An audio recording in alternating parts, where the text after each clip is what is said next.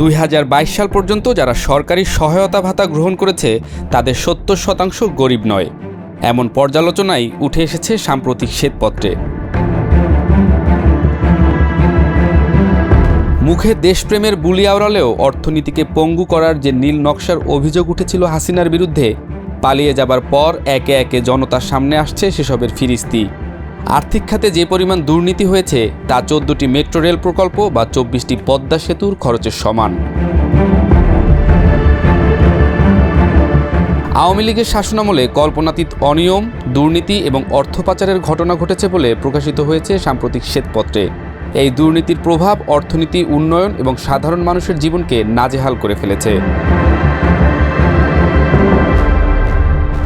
বাংলাদেশের বৈদেশিক মুদ্রার রিজার্ভ যখন সংকটের মুখে, তখন $16 বিলিয়ন পাচার হওয়া অর্থনীতির জন্য এক ভয়াবহ সংকেত। অর্থ পাচারের ফলে বিনিয়োগ কমেছে, কর্মসংস্থান সংকুচিত হয়েছে এবং মুদ্রার মানেও নেতিবাচক প্রভাব পড়েছে। বিশেষজ্ঞদের মতে এই পরিমাণ অর্থ দেশেই বিনিয়োগ হলে কর্মসংস্থানের সুযোগ তৈরি হওয়ার পাশাপাশি প্রবৃদ্ধি আরও সুসংহত হতো। বাংলাদেশে একাধিক উন্নয়ন প্রকল্প বাস্তবায়ন হয়েছে, তবে বেশিরভাগ ক্ষেত্রেই প্রকল্পগুলোর ব্যয় অস্বাভাবিকভাবে বৃদ্ধি পেয়েছে। গড়ে 70% ব্যয় বৃদ্ধি দুর্নীতির সুস্পষ্ট প্রমাণ। প্রকল্পগুলোর ব্যয় অস্বাভাবিক বৃদ্ধি পাওয়ার ফলে সরকারি কোষাগারের উপর চাপ সৃষ্টি হয়েছে এবং জনগণের করের বোঝাও বেড়েছে। অনেক প্রকল্প রাজনৈতিক কারণে অনুমোদিত হয়েছে, যেগুলোর বাস্তবিক প্রয়োজন ততটা ছিল না। রাজনৈতিক সংযোগ থাকা ব্যক্তি ও গোষ্ঠীগুলো এসব প্রকল্পে অতিরিক্ত অর্থ হাতিয়ে নিয়েছে, যা উন্নয়নের নামে অর্থের অপচয় ছাড়া কিছুই নয়। এই 14 থেকে 24 বিলিয়ন ডলার দেশের অবকাঠামোগত উন্নয়নের জন্য ব্যয় হলে দেশ আরও এগিয়ে যেতে পারত। অর্থনীতির স্থিতিশীলতা বজায় রাখতে সরকার বিভিন্ন সময়ে জিডিপি, প্রবৃদ্ধি, রিজার্ভের পরিমাণ, দারিদ্র্যের হারসহ বিভিন্ন তথ্য বিকৃতভাবে উপস্থাপন করেছে।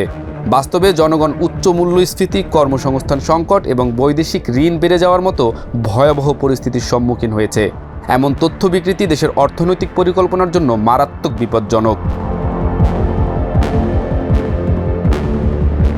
বাংলাদেশের ব্যাংক ও আর্থিক প্রতিষ্ঠানগুলোর বড় একটি অংশ বিভিন্ন দুর্নীতি ও অনিয়মের শিকার হয়েছে। ঋণ জালিয়াতি, খেলাপি ঋণের পরিমাণ বৃদ্ধি এবং সরকারি তহবিলের অপব্যবহার এই খাতে দুর্নীতির বড় উদাহরণ। এই অর্থ যদি যথাযথ ব্যবস্থাপনায় থাকত, তাহলে বাংলাদেশের অবকাঠামো খাত আরও সমৃদ্ধ হতো।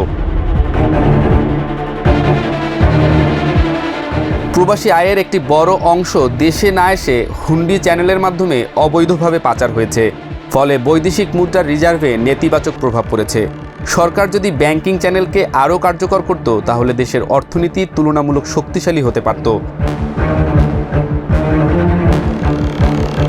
গরিবদের জন্য বরাদ্দ ভাতা বাস্তবায়নে ব্যাপক অনিয়ম হয়েছে।